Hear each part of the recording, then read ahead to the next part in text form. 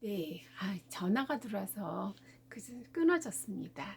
또 이어서 나아가겠습니다. 네, 이번에는 이제 청소년기로 가겠습니다. 청소년기는 정체성 내 역할 혼미해요. 어, 이게 이제 잘 청소년기를 잘 지냈을 때 이렇게 이제 에릭슨이 청소년기를 아주 굉장히 혼란스럽게 지냈겠죠. 그래서 이 사람은 자아 정체성에 대한 거를 자기 이론을 만들게 된 거죠. 자기의 삶을 이제 그 근간으로 해서 그래서 이때 그 덕목은 충실이에요. 그리고 동료 집단, 외부 집단. 네, 이때 중요 대상이 그렇죠. 점점 이제 사회로 이렇게 사회가 넓어지죠. 그리고 이 청소년기에 대한 건 이제 교과서를 보고 다시 한번 나누겠습니다. 네. 에릭슨에 따르면 아이덴티티는 이미 출생 시부터 이제 구별이 되는데 소년과 소녀는 각각 그들의 이름에서 나는 여자다, 남자다를 이제 발견할 수 있고요. 그리고 기술과 도구의 세계와 좋은 초기 관계를 형성함에 따라서 사춘기의 도래와 더불어서 아동기가 막을 내리죠. 그래서 이제 청소년기가 시작이 되는데 사춘기와 청소년기에 있어서 이전 시기에 이제 의존했던 모든 동일성과 연속성은 다소 예. 그래서 이제 의문을 남기면서 이제 예. 근데 그게 무슨 뜻이냐면 아주 그 청소년의 신체가 급성장을 하면서 그러면서 이제 새롭게 이렇게 부가된 여러 생식기관의 성숙이라든지 이런 것 때문에 동일성과 성숙성에 이제 의문이 생기게 돼요. 아동기 때는 신체가 완만하게 이렇게 성장을 하거든요. 근데 이때는 막 급속적으로 신체가 성장을 하면서 또 성호르몬의 영향력으로 인해서 또 굉장히 이제 그 내면이 이제 널뛰기를 하는 이렇게 되니까 자기의 동일성과 연속성에 대해서 약간은 이제 본인도 이제 컨트롤이 잘 안 되니까 혼란스러운 거예요. 이렇게 그러면서 자신들 내부에서 이런 생리적 혁명의 직면에서 1차적으로 자신들이 타인들의 눈에 어떻게 보이는지를 자신이 자신들에게서 느끼는 점들과 비교해서 생각하게 되고 그리고 이전 시기에 이제 길러둔 역할 그리고 기술들을 갖다가 네 그때는 이제 직업적 원형으로 이렇게 이제 생각을 하기 시작하는 거죠. 그래서 직업적 원형으로 연결시키는 방법을 갖다 생각을 하게 됩니다. 그래서 연속성과 동일성이라는 새로운 감각을 찾기 위해서 청소년들은 초기 몇 년의 오랜 전장에서 네 어때요? 질풍노도의 시기라 그러잖아요. 오랜 전장에서 전투를 치렀고요. 그리고 그렇게 이제 그들은 인위적으로 완벽하게 선의적인 사람들, 뭐 적이 역할, 뭐 이런 여러 가지. 그래서 자기가 자기 자신에 대해서 네 아이덴티티의 수호자로서 장기간 지속되는 우상과 이상을 자리에 앉힐 준비가 되어 있다. 이게 뭐예요? 청소년기의 아이돌이나 또 뭐 케이팝 굉장한 열광을 하죠. 청소년들이. 그게 바로 지금까지 우리 엄마 아빠가 세상에서 가장 훌륭하고 커보였는데 이때는 우리 엄마 아빠가 이제 초라해 보이기 시작하고 새로운 우상을 갖다가 이제 탐색하고 그들을 쫓아가기 시작하죠. 네, 그래서 아동기 때 이제 형성됐던 이런 것들이 그래서 이 청소년기는 애도 아니고 어른도 아니고 주변인이라고 이렇게 얘기를 해요. 그래서 에릭스는요 이때를 갖다 가장 중요하게 생각을 합니다. 청소년기를. 네. 2단계에서 위험은 역할 혼란이에요. 내가 청소년기를 어떻게 이제 지냈는가에 대한 뭐 나는 무슨 일을 하고 싶은지, 나는 앞으로 어떻게 살고 싶은지 이런 거에 대한 거를 전혀 생각을 못하고 이제 방황하고 이렇게 하는 친구들은 이때가 역할 혼란이죠. 그래서 보통 이제 청소년기에 문제아로 이렇게 지목되고 이런 아이들은 그때 해야 될 게 뭐예요? 내가 무엇이 되고 싶은 게 있다면 만약에 요리사가 되고 싶으면 요리사 자격증을 따고 학교를 그만둘 수는 없잖아요. 그래서 학교는 다니면서 요리사 자격증 따고 네 그리고 또 미용사가 되고 싶으면 학교는 다니면서도 또 거기에 필요한 이제 그런 여러 가지 자격증을 따고 이렇게 준비를 해나가고 이렇게 되는데 그것이 희미하고 내가 뭘 잘하는지 뭘 하고 살고 싶은지도 잘 모르겠고 이럴 때 이제 역할 혼미가 온다 이렇게 얘기를 합니다.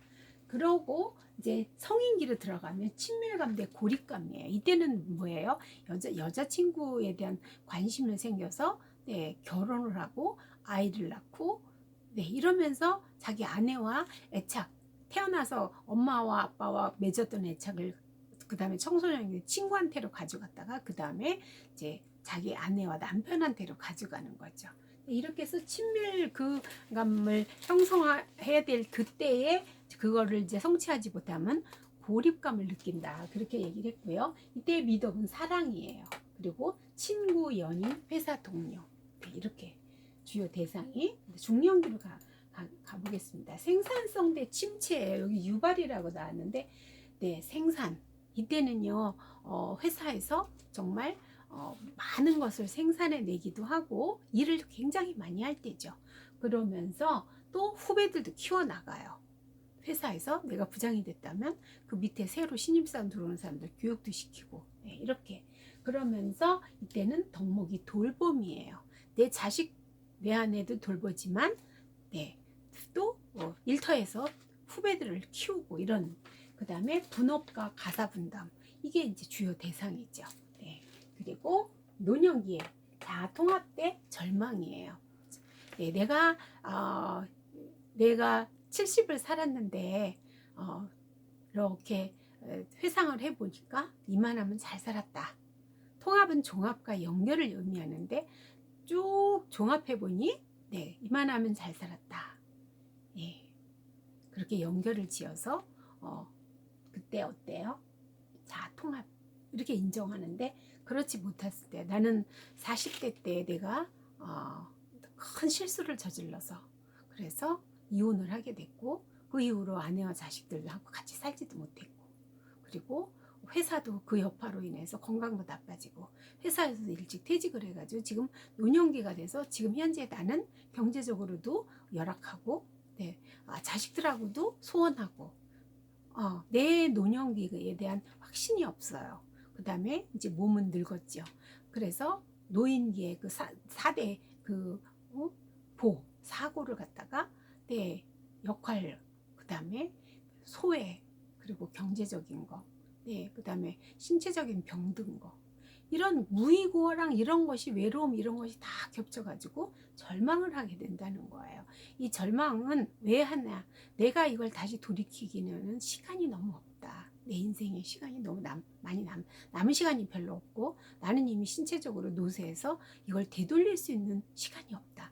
이럴 때 이제 절망을 한다고 합니다. 이때는 이제 노인계 자 통합을 했을 때의 덕목이 지혜죠. 그리고 주요 대상. 이때는요 내가 이렇게 바라보는 대상, 네, 우리들, 그 다음에 더 나아가서는 인류 이렇게 볼 수가 있겠습니다. 네, 그래서 에릭슨의 심리사회적 발달 단계에다가 8단계를 이렇게 평생을 살아가는 동안 우리가 생명이 끝나는 날까지 우리는 계속 발달하는 존재로 성격 발달을 에릭 에릭슨은 얘기를 했습니다. 그 다음에 이제 보면 PPT 32쪽을 보면 생애 발달 9단계가 나와요. 이제 그거는 뭐냐면 에릭슨의 이론을 갖다가 그 후대 학자들이 좀 더 이제 확장을 시켰어요. 그래서 다 똑같은데 9단계에 뭐가 나오냐면 절망감 대 노령 초월 이게 나와요. 80에서 90이라고 합니다. 나이를 따진다면 이때는 이제 노년기가 65세, 만 65세부터 시작되잖아요. 그런데 이게 초기 노년기고요. 노년기고, 그 다음에 이제 80이 넘어가면 이제 중노년기도 아니고 완전히 고령으로 들어가는 거죠. 이때 이제 죽음에 대처하는. 네, 그래서 본인이 수의도 마련하고, 뭐, 자기가 어디에 가서 있어야 될지, 그 다음에 자기 장례 치를 때 어떻게 해야 될지 이런 것도 생각해가면서 준비를 하는 시기인 거죠. 그리고 죽음을 받아들이는 거죠. 네. 그래서 지금까지 뭐 설명한 것이 PPT에 쭉 나와 있습니다. 네. 그리고 이제 PPT 37쪽을 보겠습니다. 에릭슨은 청소년 시기를 이제 세 시기로 나누어서 이제 봤습니다. 초기 청소년기, 중기, 그 다음에 후기 이렇게 봤습니다. 11살 만으로 하니까 이제 보통 우리나라에서는 지금 6학년, 5학년 되면 벌써 청소년기로 들어가요. 심리적으로 보면. 근데 어쨌든지 나눈 걸 만으로 해서 만 11, 12세에서 14살 이때까지가 빠른 이제 청소년기로 봤고요. 사춘기, 그 다음에 중기는 14살에서 16살까지가 사춘기 변화가 거의 완성이 되는 시기고요. 그래서 이때는 거의 이제 모습도 이제 성인의 모습에 거의 닮아가죠. 그리고 청소년 후기는 이제 거의 성인과 같은 외모를 가지죠. 네. 그렇게 이제 나누었습니다. 이때를 또 볼게요. 특징을 볼게요. 청소년기 특징. PPT 39쪽을 보겠습니다. 네. 38쪽이네요. 청소년기의 일반적 특징은 네, 그야말로 질풍노도의 시기다. 아니면 주변인이다. 어른도 아니고 아이도 아니고 그렇게 주변에서 그 다음에 심리적으로는 독립하려고 하는데 경제적으로는 부모한테 의존하고 있고 그리고 친구한테 애착을 가가지고 친구들한테 부모보다는 친구가 더 중요하고 네 그러면서 이제 가정 안에서 이제 부모가 이제 옛날처럼 그렇게 크게 보이지 않고 또 자기의 우상에 열광하고 막 이러니까 이제 부모들하고 그리고 부모들이 원하는 거는 공부 잘하는 걸 원하는데 이제 또 나는 나대로의 뭔가 이제 이렇게 하다 보니까 자신의 흥미, 적성, 가치, 목표를 이제 탐색을 하고 내가 과연 누구인가에 대해서 되게 많이 생각을 하면서 이렇게 탐색을 하고 그리고 이제 아직 결정되지 않았기 때문에 부모가 뭐 말 시키는 것도 싫어하고 문 확 닫고 들어가는 경우도 굉장히 많거든요. 이게 기분이 그냥 금방 업됐다 금방 다운됐다 금방 해해되고 조금 있다가 또 짜증내고 막 이래요.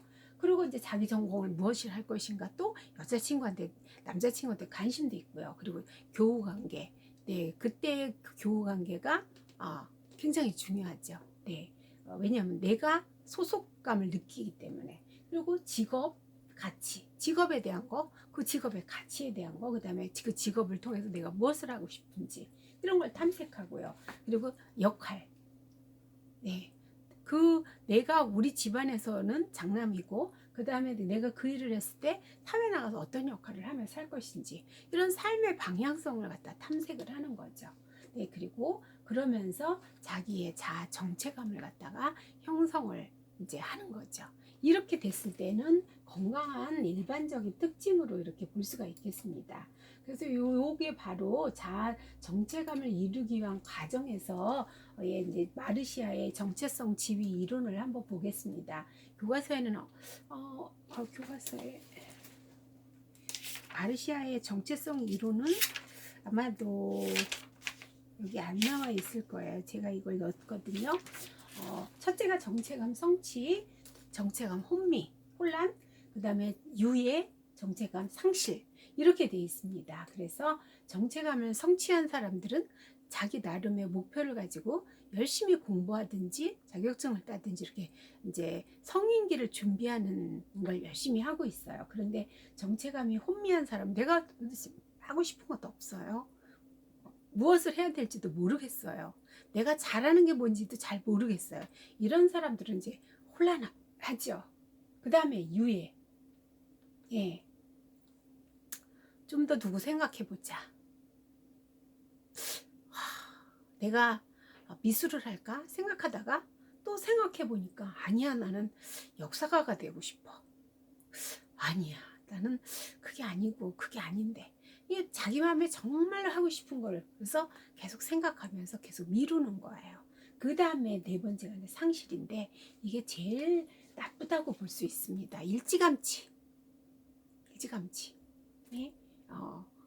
엄마가 법을 전공하라서 법대를 가려고 준비하고 또 조금 있으니까 너는 우리 집에 아빠가 너를 늦게 나가지고 일찍 아빠가 나이가 많으니까 일찍 결혼해서 너는 가정생활 아이를 안겨드려라. 네.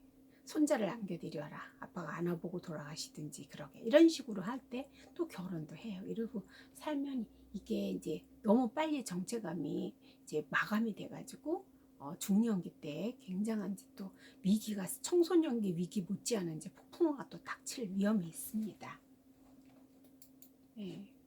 성취, 정체감 성취는 삶의 목표나 가치, 직업, 인간관계 등에서 위기를 경험하고 거기에 대한 대안을 탐색하면서 확실하고 변함없는 자기 정체성을 확립을 하는 거고, 현실적이고 대인관계가 안정감이 있으면서 스트레스 저항력이 높고요.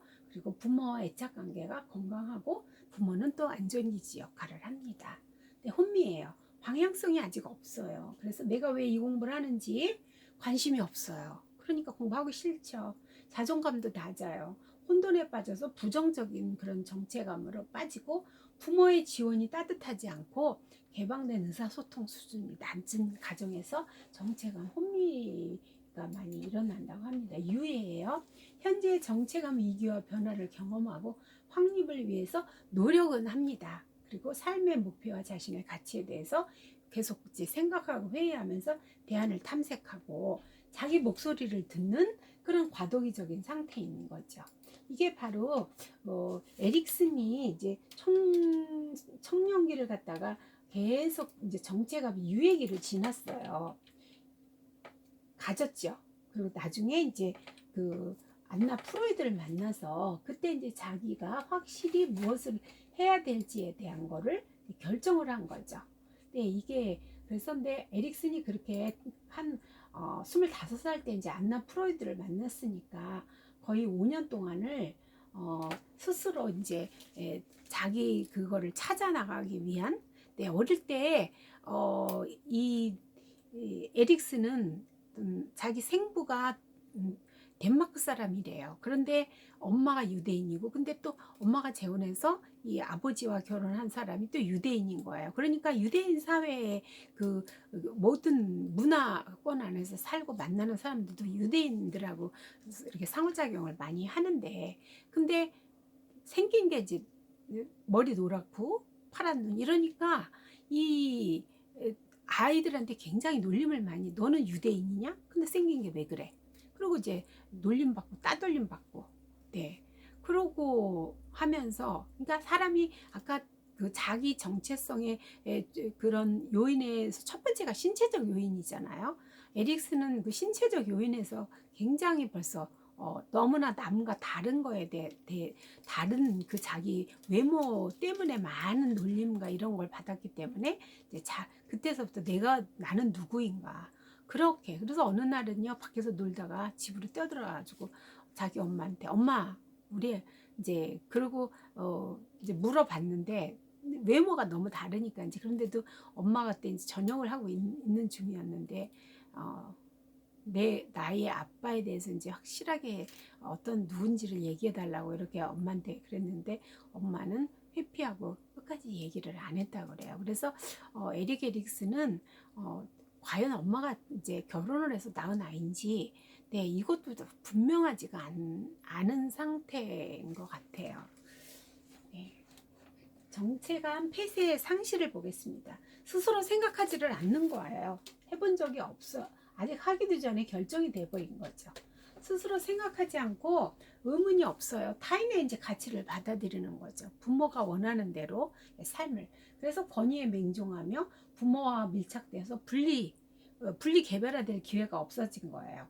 그러다 보니까 부모의 어떤 회사를 물려받든지, 네, 또 일찍 결혼해서 가정을 꾸리기도 하나, 중년기에 내가 정말로 하고 싶은 게 무엇인지에 대해서 그때 깨닫고 나면요, 자기가 가지고 있는 거 싹 다 내려놓고 자기가 나는 이제부터 내 삶을 살겠다, 내가 원하는 삶을 살겠다면서 네, 이제 그렇게 자기 길, 자기 하고 싶은 걸 하면서 사는 사람들이 있죠. 그래서 보통 세상 사람들은 아니 저 좋은 걸 다 놓고 왜 버리고 저렇게 살까?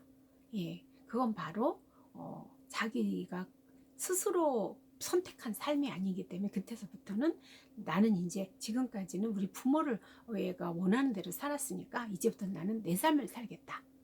이렇게 생각하면서 자기 삶을 이제 스스로 만들어 나가는 거죠.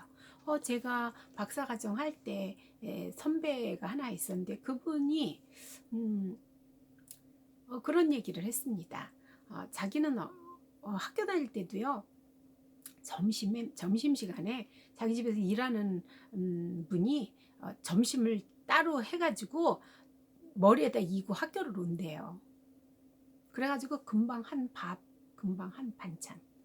그렇게 이제 그 부모의 그러면서 부모가 원하는 대로 공부 열심히 하고 그래가지고 뭐 우리나라에 그야말로 이름 있는 여자대학 나오고 그리고 또 결혼도 너는 이제 이렇게 결혼해라. 그래서 의사하고 결혼해서 그래서 지금까지 그냥 잘 살았는데 그렇게 산 자기의 삶을 갖다가 이제 이렇게 중년기에 그 방황하는 시기로 돌아와서 그분이 그때 이제 선택한 게 신학이었죠.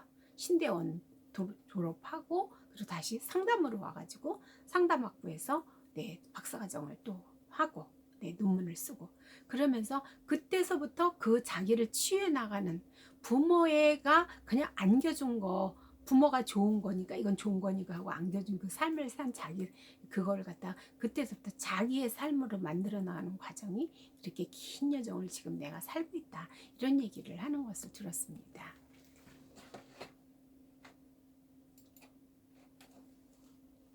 사회복지 실천과의 이제 연관성을 보겠습니다. 예. 교과서를 한번 볼까요? 실천과의 연관성에서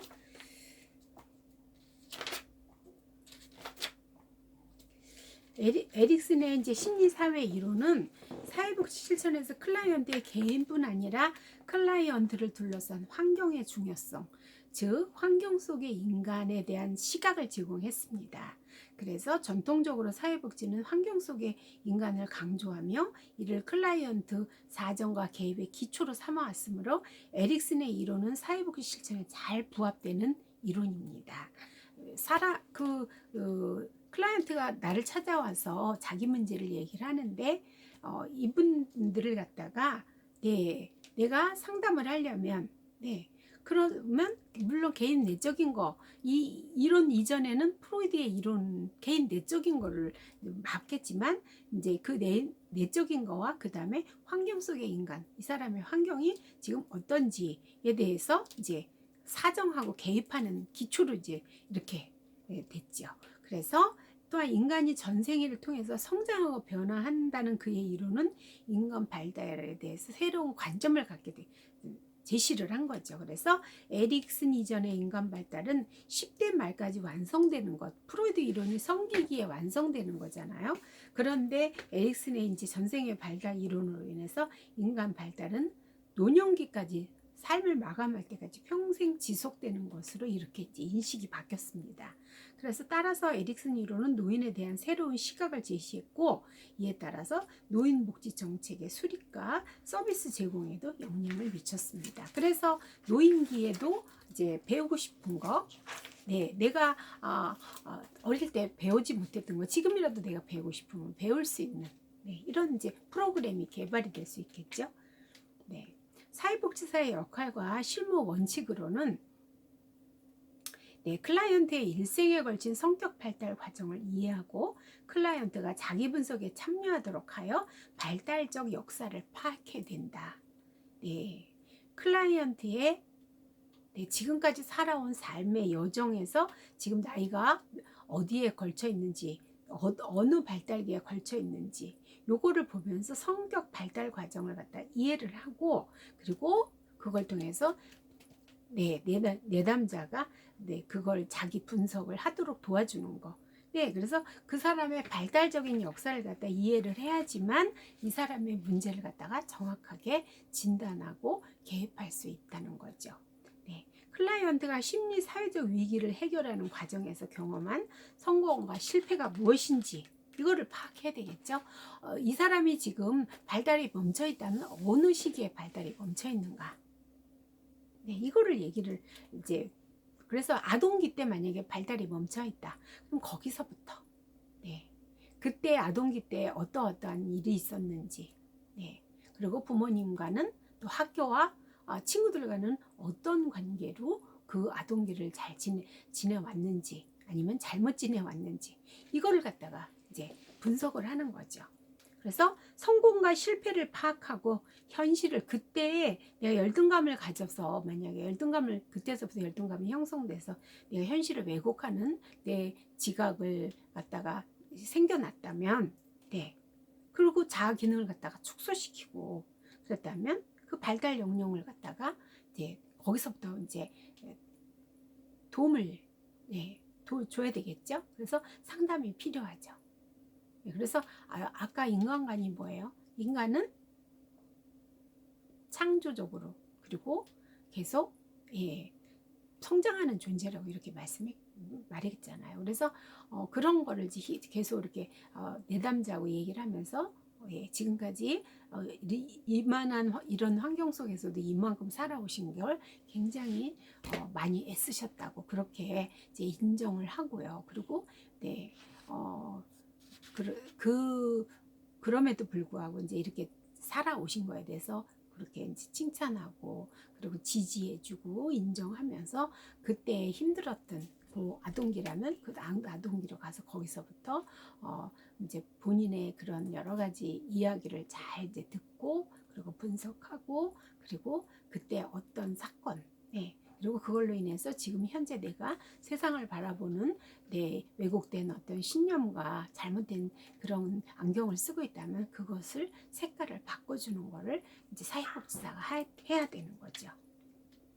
다양한 사회제도가 어떤 방식으로 클라이언트의 심리적 안녕을 지지하고 방해하는지 이런 걸 또 확인을 해야 되겠죠. 네.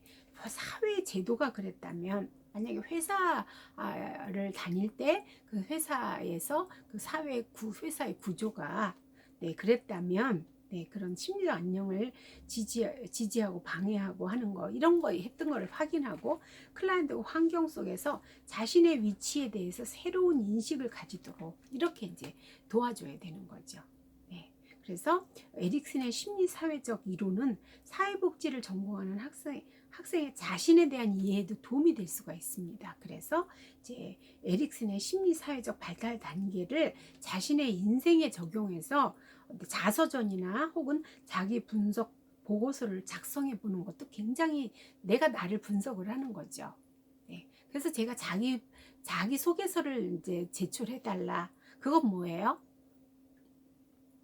지금까지 이렇게 영아기, 그 다음에 초기 유아기, 아동기 그 생애 발달에 지금 내가 어느 발달 단계에 있는지 저는 그거를 알고 싶은 거예요. 그래서 이제 자기 소개서를 쓰세요. 근데 이제 사회복지라서 정말 발달기마다 다 쓰라고 그렇게 하면 너무 좋을 것 같아요. 그렇게 해서 하면 내가 나의 지나온 삶을 갖다 다시 한번 돌아보고 정리하는 시간도 되고요. 그리고 내가 지금 현재 내 모습은 어느 발달 시기에 이렇게 그 성취해야 될 걸 못해서 아니면 성취를 해서 지금 현재 지금 여기 지금 내가 형성이 됐는지 이거를 갖다 볼 수가 있거든요. 근데 저도 마찬가지고요.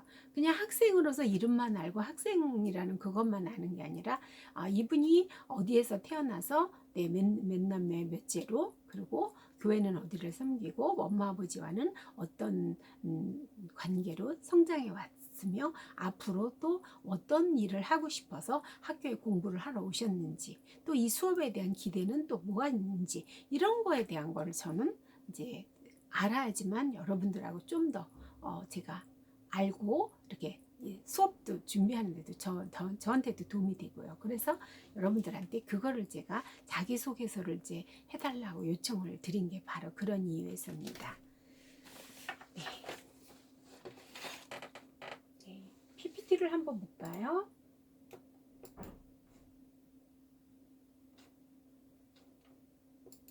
네. 여러분들이 이제 여기까지 이제 여기 에릭슨의 이제 이론은 여기서 끝났고요. PPT 49쪽을 보면은 제가 성격 장애 유형 제가 이제 10가지를 갖다가 PPT 48부터 있어요. 요거를 좀 소개를 해드리고 이제 이 수업을 마칠까 합니다. 성격 장애 유형은 10가지가 있어요. 여러분들은 이제 사람을 다루는 일을 하셔야 되기 때문에 그래서 이제 이거를 제가 알려드리려고 그러는데 성격 장애는 A군, B군, C군 이렇게 이제 나누어져요. 그런데 A군의 성격 장애는 편집성, 그 다음에 분열성, 분열형 이렇게 이제 3가지가 있어요. 소위 A군으로 나눠진 사람들. 편집성은 네, 아주 의심이 많은 사람이죠. 그래서 상대방의 말을 갖다가 잘 어, 어, 믿지를 않아요. 굉장히 의심이 많은 이제 유형이에요. 인간에 대한 신뢰감이 없는 사람이죠. 네, 요걸 갖다 편집성 성격 장애 유형이라고 해요. 네, 그래서 이런 이제 배우자하고 살면은 늘 의심을 받아가지고 하루에도 몇 번씩 이제 출근했던 남편이 집에 와서 자기 부인을 살펴보고 간다든지 아니면 뭐 부인이 늘 이제 의처증과 의부증 이런 현상들이 나타나는 그래서 굉장히 살기가 가정 생활이 힘들어지는 이런 상황이 생기는 경우가 편집증 이런 성격 장애 유형을 가진 사람들이 굉장히 많습니다. 이런 사람들은 사람에 대한 신뢰가 일단 없어요. 그러면 그 계기가 무엇일까? 네, 어느 발달기에 이런 상처를 입었길래 이런 사람에 대한 신뢰감이 없는 이런 사람이 됐을까? 그거는 사람마다 다 다를 수 있습니다. 근데 대부분의 거는 어릴 때 상처를 가지고 있는 경우가 되게 굉장히 많아요. 그래서 엄마가 나를 버리고 어릴 때 집을 나갔다든지, 네, 엄마가 나를 어느 보육원에다가 놓고 가버렸다든지, 또 엄마가 친척한테 맡겨놓고 10번만 자고 올게. 그리고 엄마가 갔는데 다시 오지 않았다든지. 그래서 그 이후에 나는 보육원으로 보내져서 자랐다든지. 이럴 때 그 자기 가장 생애 초기에 그야말로 기대고 해야 될 안전기지가 돼야 될 대상. 양육자가 나를 갖다 버림받음의 이슈가 있는 경우들이 굉장히 많거든요. 그러다 보니까 결혼해서도요, 자기 아내와 자기 남편을 갖다가 신뢰를 못하는 거예요. 그래서 언제 나를 버리고 땀만 먹고 도망갈지도 몰라. 이런 이제 그런 불신이 있다 보니까 수시로 자기 부인이나 남편을 갖다가 이제 이렇게 감시를 하는 이런 행동을 하게 되죠. 그럴 때 이제 그 상대 배우자는 견디기 힘든 이제 모욕을 느끼고 그래서 부부 사이가 굉장히 나쁜 경우가 많습니다. 분열성이에요. 말 그대로 분열이에요. 네, 그래서 이런 분열성 성격 장애 유형들은요, 그 심리적인 거가 굉장히 많이 이제 생물학적인 거가 많이 작용을 하고 그다음에 또 환경 속에서 가족들 간의 이제 상호 의사소통이 이제 이중 구속 메시지를 이제 엄마 양육자들이 많이 이렇게 쓰고